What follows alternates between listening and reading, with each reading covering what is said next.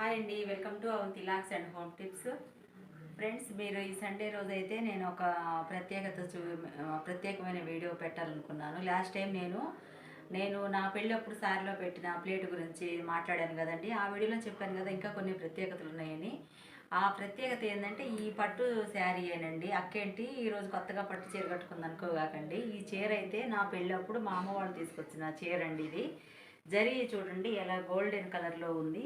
అసలు గోల్డ్ ఎలా మెరుస్తుందో అలా మెరుస్తుంది వంచ అయితే. ఆ రోజుల్లో ఈ చీర ఎంతకు తీసుకొచ్చారో ఏమో నాకు తెలియదండి. నాకు చాలా చిన్న ఏజ్లో పెళ్ళి అవ్వడం వల్ల నాకు అంతగా గుర్తులేదు ఇవేవి కూడా. కానీ ఈ చీరలు అయితే పాడవుతాయని ఇన్ని సంవత్సరాల నుంచి కూడా మా అమ్మ వాళ్ళ ఇంట్లోనే ఉన్నాయి. అప్పుడు మా అమ్మకి కూడా నేను పెద్ద కూతుర్ని, నాకు ఫస్ట్ చిన్న వయసులో పెళ్ళి అయింది కాబట్టి ఆమెకు తెలియదండి. ఈ కుచ్చులు వేపించాలని కూడా ఆమెకు ఆ రోజుల్లో తెలియదు. కుచ్చులు కూడా వేపలేదు, అలాగే ఉంచేసింది. ఇంక ఈ చీర నేను కూడా ఒక 2-3 సార్లు ఏమైనా కట్టుకున్నానేమో ఇన్ని సంవత్సరాలలో కూడా. ఇయర్స్ అయితే చెప్పనండి. మన పెళ్ళైన సంవత్సరాలని మన రియల్ ఏజ్ దాచుకుంటాం కదా, అలాగే నేను పెళ్ళైన ఇయర్స్ అయితే చెప్పను. ఇన్ని సంవత్సరాల నుంచి మా ఇంట్లోనే ఉన్నాయి ఈ చీరలు. ఇంకా 2 పట్టు చీరలు ఉన్నాయి.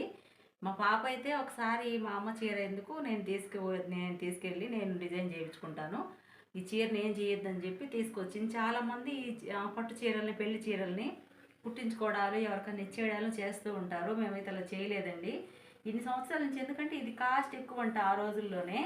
అందుకని ఈ చీరని కొన్ని సంవత్సరాలు నా దగ్గరే ఉంది. ఇంక తర్వాత మా అమ్మ వాళ్ళ ఇంట్లో, మా అమ్మ వాళ్ళ బీరువాలోనే ఉందండి ఈ చీర అయితే.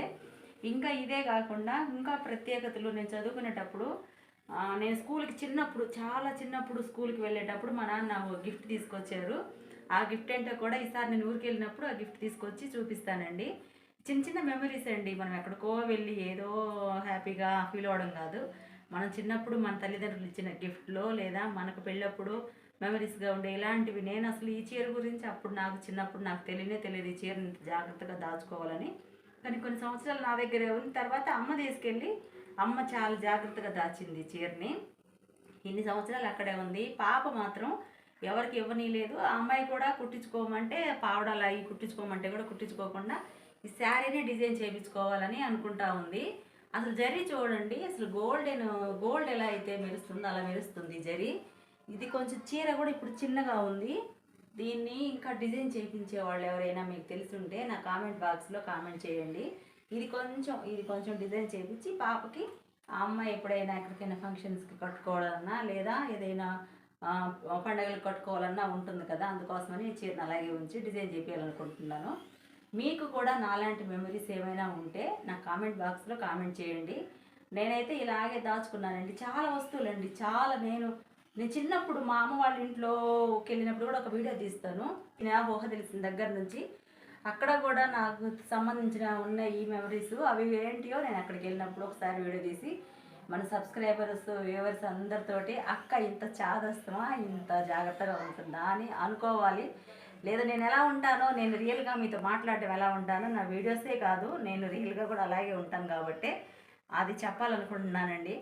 నా వీడియో మీకు నచ్చితే మీ ఫ్రెండ్స్కి, రిలేటివ్స్కి షేర్ చేసి, నా వీడియో నచ్చితే చూసినప్పుడల్లా ఒక లైక్ చేయండి ఫ్రెండ్స్. ఇలాంటివి ఏదైనా మెమరీస్ ఉంటే మాత్రం కామెంట్ బాక్స్లో కామెంట్ చేయండి. బాయ్ అండి.